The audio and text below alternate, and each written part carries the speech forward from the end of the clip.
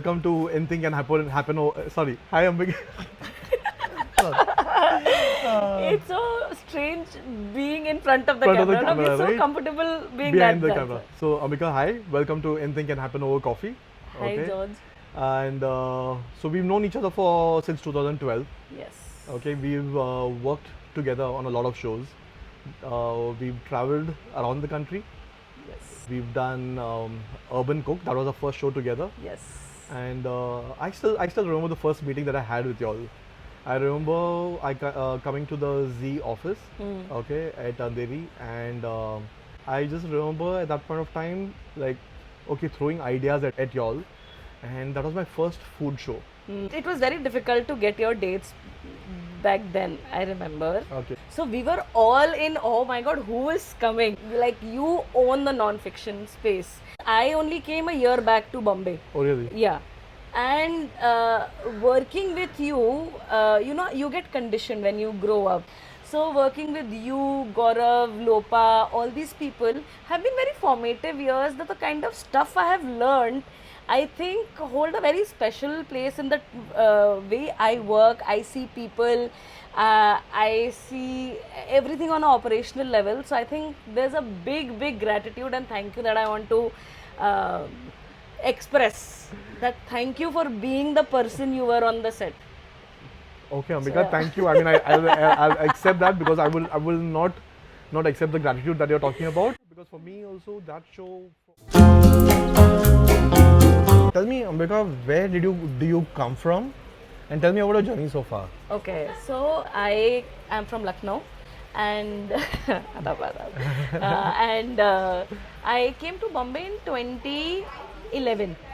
July, because I did a film called Tanu Weds Manu. Okay. I used to do theatre back then. Yeah. What were you doing on Tanu Weds Manu? I was playing one of Kangna's cousin. Oh really? Yeah, you won't recognize me. I don't was know like about a this at all. 40-year-old frail girl in a salwar kameez. I'll have to go and watch it to see this. Okay. So that happened, and I got very curious with the whole, not acting bit, but the whole thing of the cameras and how the art director and everybody is making that whole thing happen.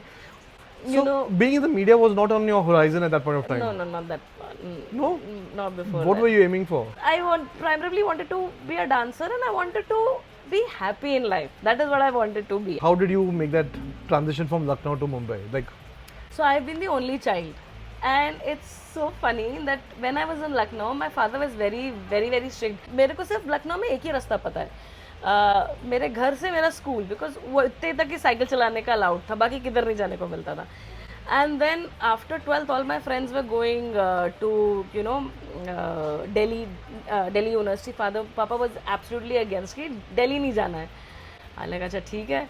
Then Amity में there was this professional course that I wanted to do, mass communication, because I was into theatre and all. I thought this is where I will be. I don't come from a very well-off family. I come from a humble family. Papa was also in the media. So Papa was not very keen on me joining. He was in print media, but he was supportive. how did your dad let you go? Exactly. मैं पापा जो कहीं नहीं जाने देते थे, और मैं अकेली आई हूँ लखनऊ से Bombay.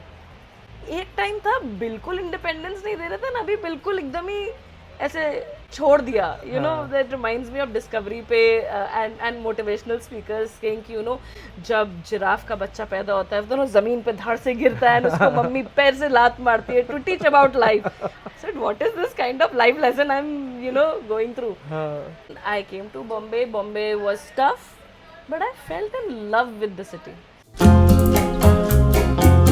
I'm like still like thinking about your dad, because I have 2 daughters. So like you're so protective about our kids, and then you send them off into a new city. There's constant concern, but also there's the belief that probably I've raised her to be able to take care of herself. So I'll share a very beautiful instance. Parents are never taught to be parents, na. So my father also, extremely talented guy, and due to the circumstances, he ended up marrying. He never wanted to. So there was no idea of being a father. शादी नहीं करनी किसी को, तो being a father तो is too far fetched ना. I think being a father is the most underrated thing. You can be a great father probably if you had a great relationship with your father. Yeah. Okay, and as a guy basically, right? Because then you know how to interact with your kid. A mom carries a child for 9 months. Yeah. There's a bond that is formed. The minute the kid is born and put in your hand, you're like, okay, there is this person in my hand. Like I said earlier, right? Alien आ गया. अब क्या करूँ? अब क्या करना है इसका? Like you can do what is required. You can do the cleaning, you can do the burping, you can do the feed, the bottle Yeah, feeding but that and all that. emotional connect, no? The emotional connect does not happen at that point of time. At least for me, the love happened, but the bonding happened much later. Like it took COVID, because for me it was like I would go to work, come back 3 months later, realize my kids are taller. Yeah, yeah. That is all I was seeing out there. The whole upbringing, everything fell upon my wife. Yeah. Right? She was there. She managed her time according to family. I would see my kids in the morning, Yeah. and I would see my kids at night. And both times they are probably sleeping. Yeah. I would get probably a window of an hour with them. This is my life you're speaking about, because I've never gotten this bonding period with my father, because he was in media. So when I used to get up, he was sleeping.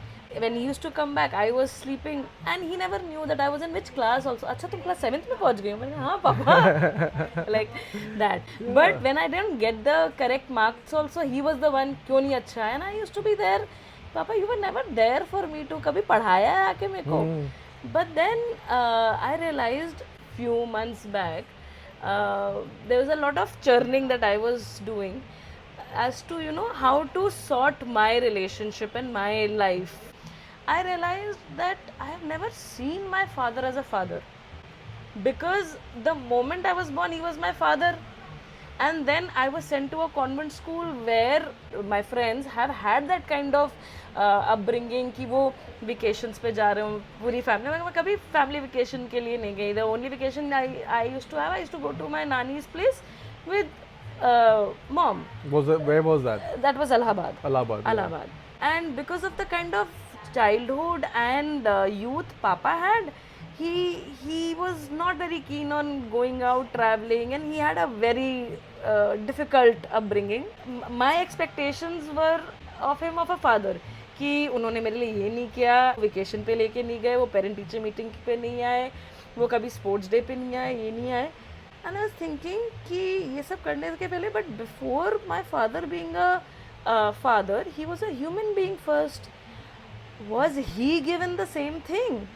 I called him and I was like, कि Papa, there's a lot of trauma that we have both given each other, because he used to project his traumas on me, his conditioning on me, and I realized I am becoming that person. I didn't want it to be that person.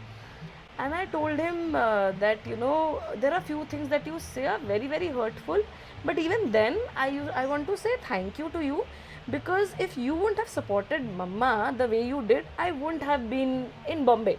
मतलब मेरी माँ अकेले नहीं भेज सकती थी मुझे. There was some kind of belief and surety that both of them must have had, na, that I am in Bombay living alone, only daughter. Correct. And then he said something very, very beautiful, that the anger that I had here melted. He was like, अच्छा, oh, I like, आप ऐसे क्यों बोल रहे हो? कहते बेटा मैंने तो इतनी सारी चीज़ें बोलता हूँ, मुझे आधी चीज़ें याद ही नहीं रहती हैं. And on a very human level I realized मैं भी तो एक इंसान की तरह कभी बहुत लोगों को कुछ चीज़ें बोल देती हूँ that may have hurt them, and when they come up to me and confront, we just say nonchalant, अरे कह दिया होगा types. But just because he's a father, he doesn't have the right to be forgiven. He's also a human being. This happened in June. Wow. Okay. And I'm like, thank you, and I'm really, really sorry. So I think it took me 36 years to come to that. So I think we have to first start seeing people as human beings and normalizing things. Otherwise, we will continue carrying traumas in our lives. The reason for calling you here is that after the first podcast, which was me and Fajju talking about life and the ups and downs and everything that went with it, like how we were trying to figure, or we were dealing with things that happened in our life or were happening in our life. Time when I went down, it was breaking, because I was like, fuck no, I really thought last time was it. I had positioned it as a podcast for men at that point of time. Yeah. And surprisingly, along with men, there were women who wrote in to me in the comments and said, these are problems that women face too. These are issues that women Absolutely. face too. You know, when you sent me that link, so I was shooting that day, and I was like, I'll take time, and I saw the first few seconds of the clip, and he said, understanding men. So again, my thing is, okay, fine, how much more to understand? And Why should I even bother? yeah. Then, because we've known each other for so long, we have a lot of common friends also. So Ashish, one of our friends, he said every minute of this podcast makes sense. I'm like, अब तो मैं देखती हूँ, and I started watching. I'm like, this is nothing about understanding men. This is about human people, men, women. It is gender generic. And I'm so glad that I'm the first woman here talking to you. Tell me, when you saw that podcast, okay, what is the one thing that probably stayed with you? Then I was watching this and I was like, this is exactly what happens to me.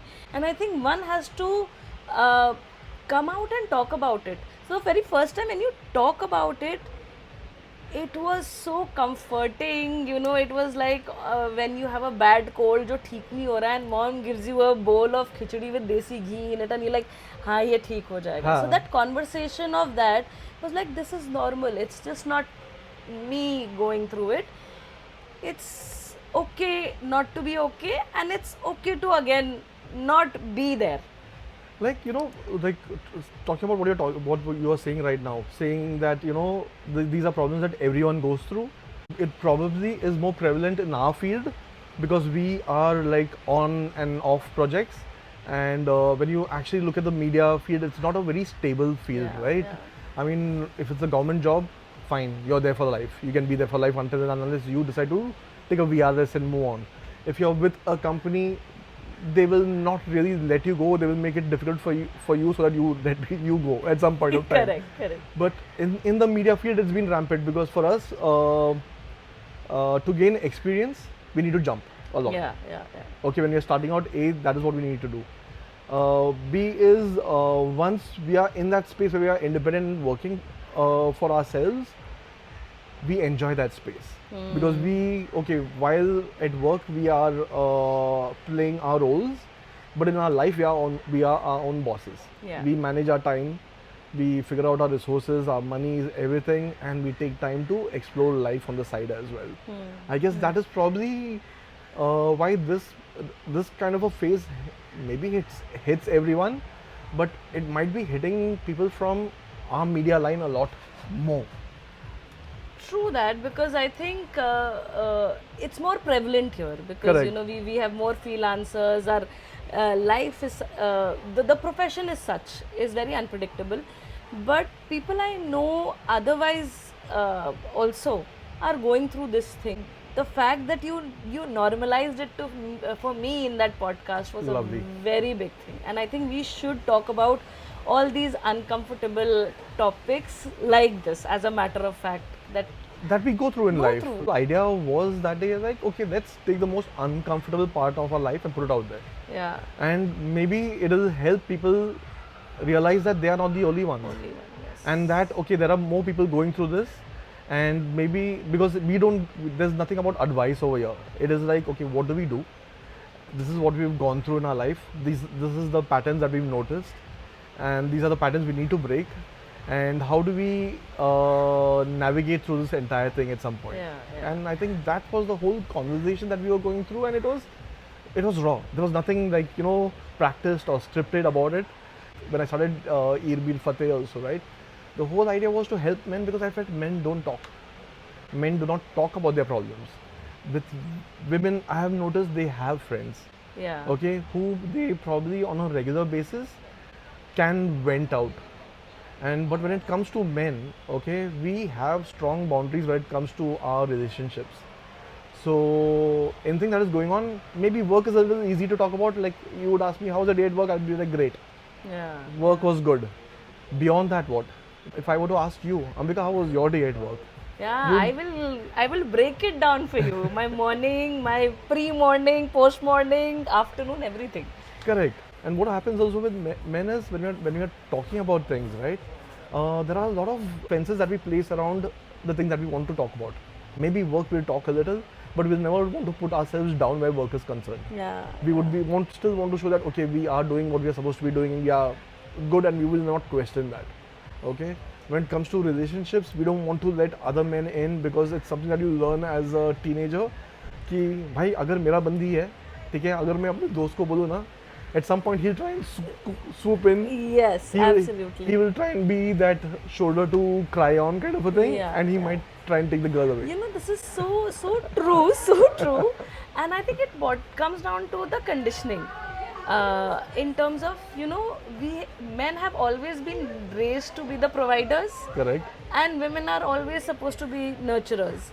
There is no in between. That's what I've realized, and I realized what you said. It's just not a men problem anymore now. I think women are also going through it because we know that we can vent. We have a better circle. We are more expressive when it comes to, you know, talking about our feelings. But even then, there are some aspects of a life which are extremely closed out of the fear of being judged. Yeah. Thank you.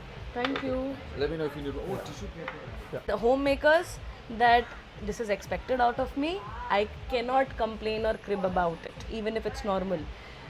Independent women, that I have chosen this.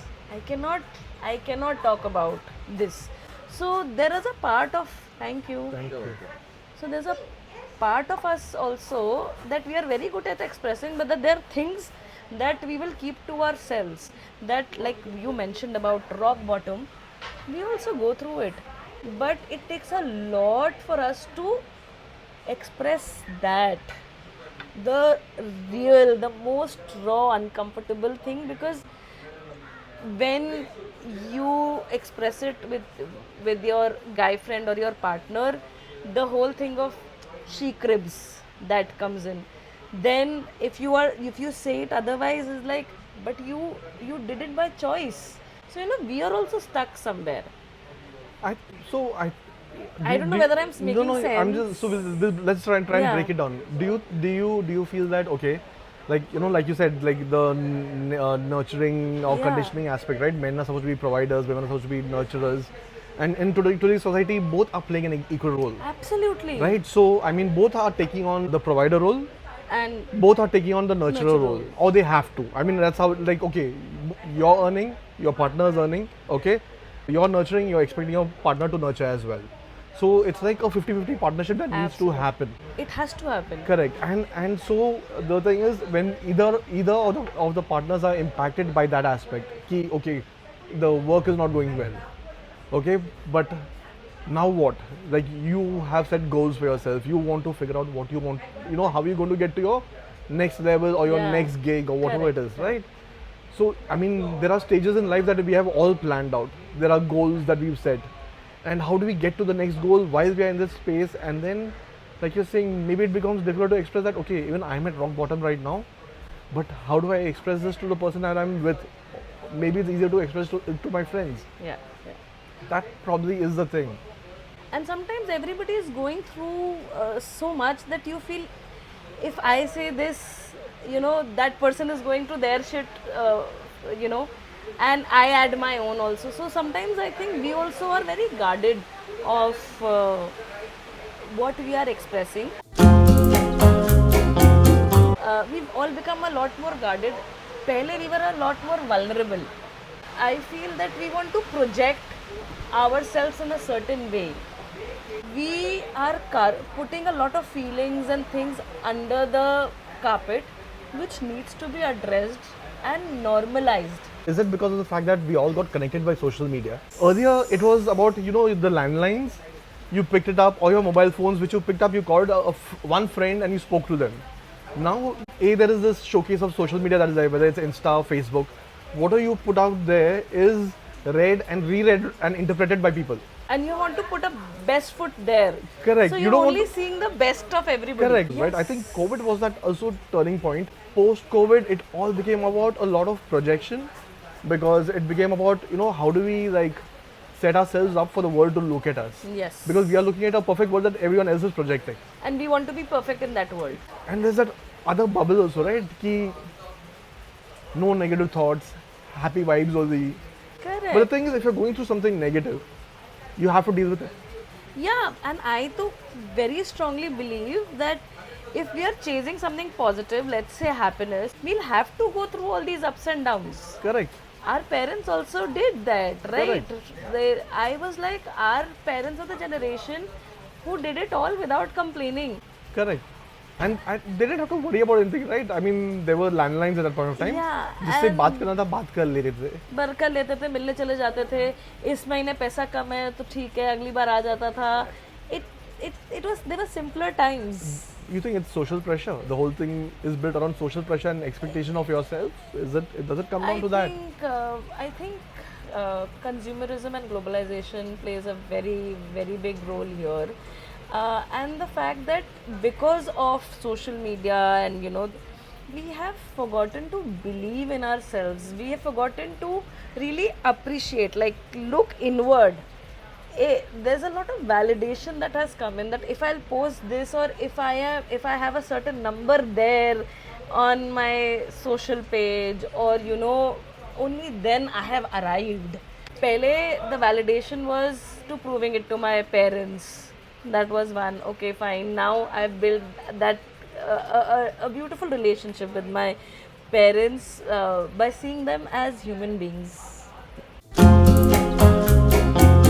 Maybe we are looking at it wrong. Okay, let's look at rock bottom from a different perspective altogether.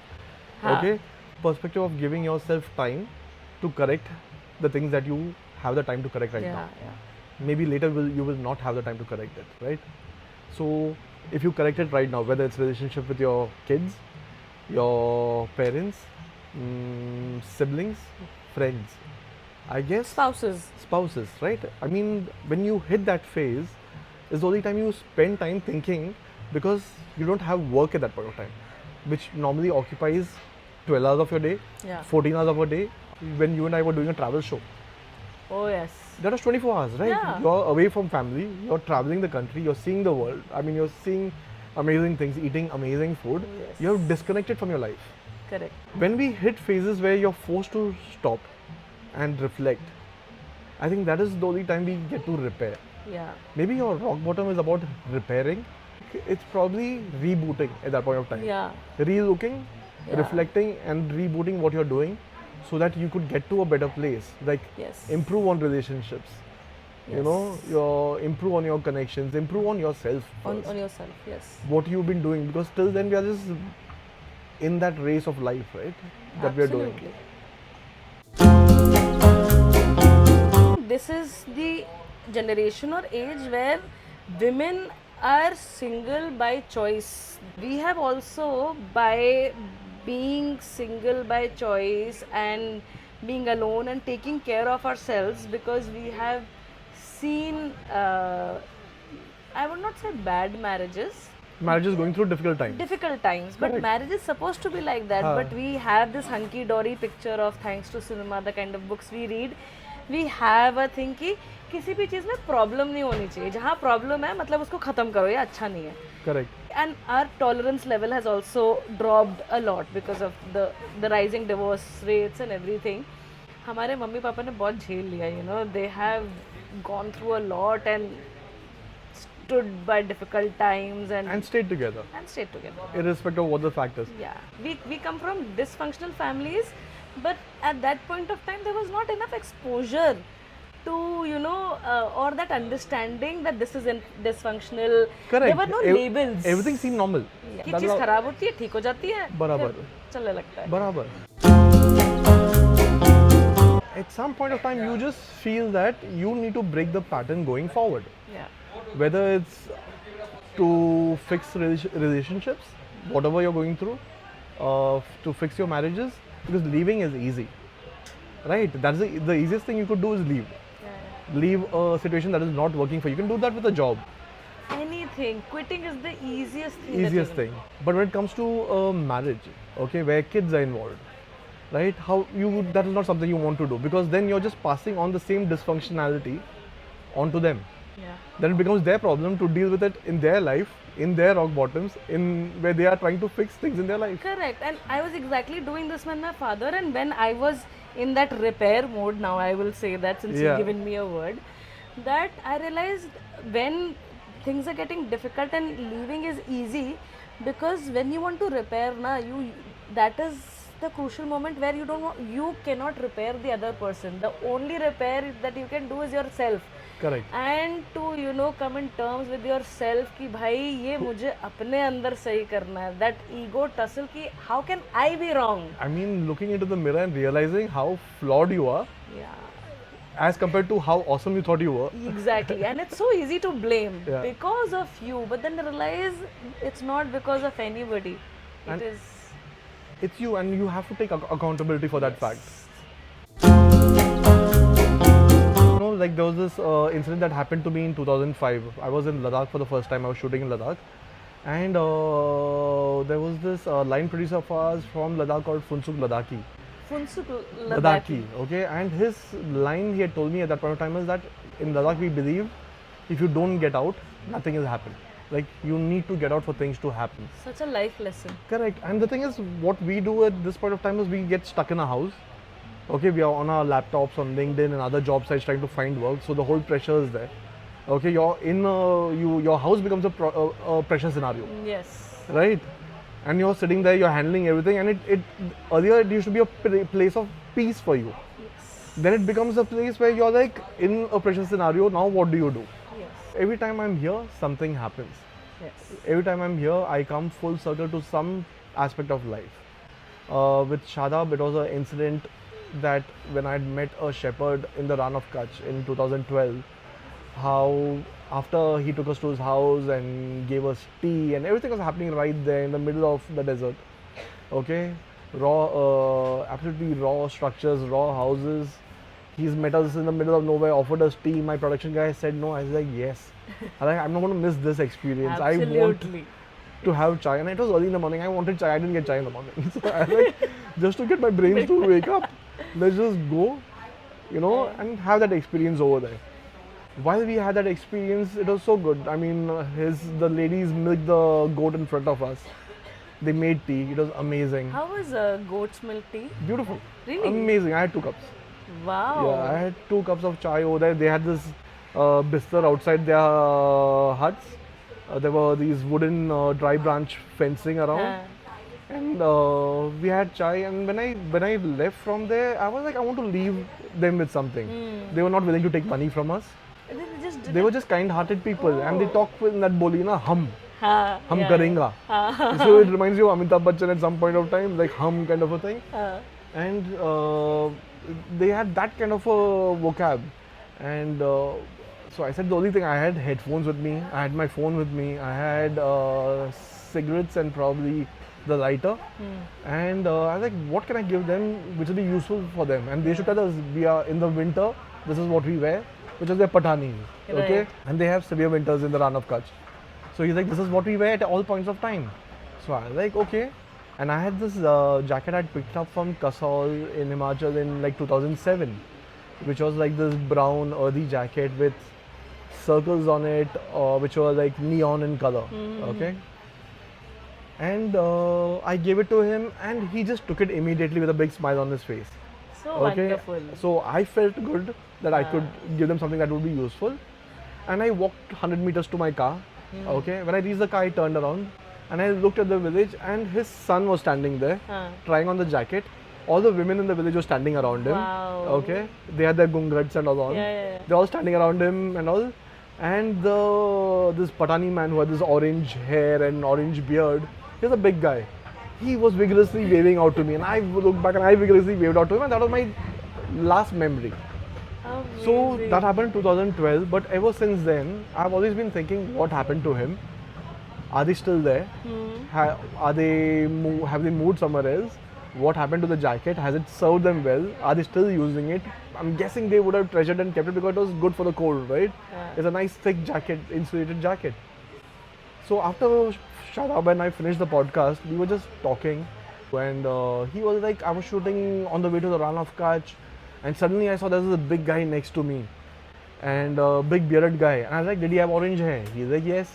I was like, did you go to his house and have chai? He's like, yeah. I was like, what kind of houses were those? He's like, these white ones. I was like, did they have dry branches as fencing around them? Fencing, He's yeah. like, yeah. I was like, did they milk the goat in front of you and you had chai? He's like, yeah. So then I asked him, what was the guy wearing? He's like, he was wearing a jacket. I was like, what color jacket? Was it brown with neon colors on it? Yeah. He's like, yeah. I like, that's my jacket. Wow. So that was like a 10-year gap, right? It's full circle for me. circle. I mean, for me, that life came full circle. Also, you just very beautifully explained importance of people in life. I which don't is know. I mean, why- these are just moments, right? You meet people, you experience it, and it's gratitude for what they And do can for you you. imagine the kind of bond you must have created that he's 10 years down the line, he's still wearing that. I would love to go back and meet him. You know, like I have this thinking man statue here on the podcast, Yeah. and I have realized that every time we are in a problem, right? Every time we are in that rock bottom phase, we spend a lot of time looking at the flow, Yeah. right? And this is something I learned 15 years ago, that when you look at the flow, right, there are no solutions. You will see patterns, you'll see it's a dead end. You're looking at rock bottom, Yeah. right?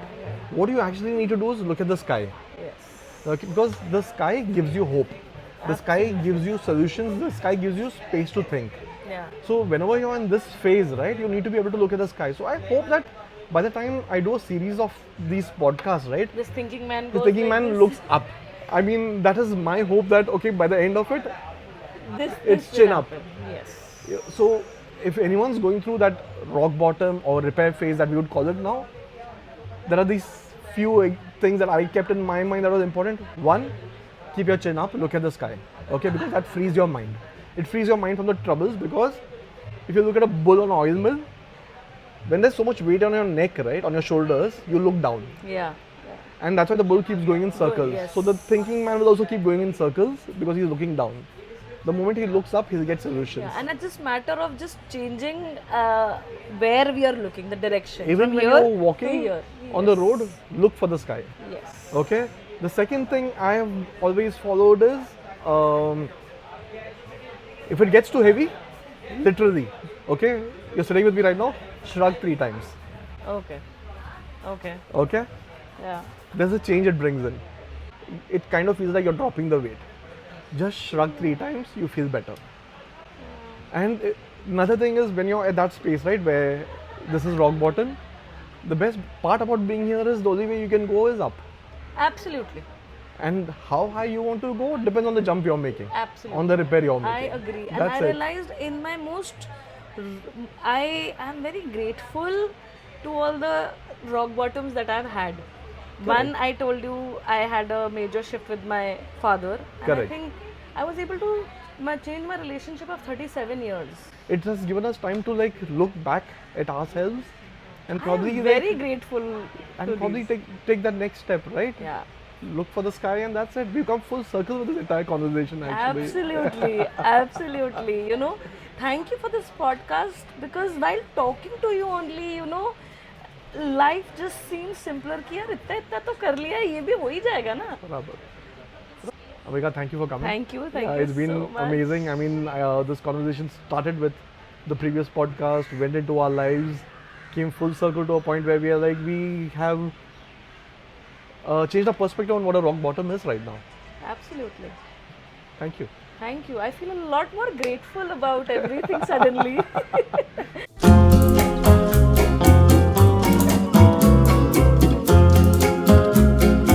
Ear Beer Fatte!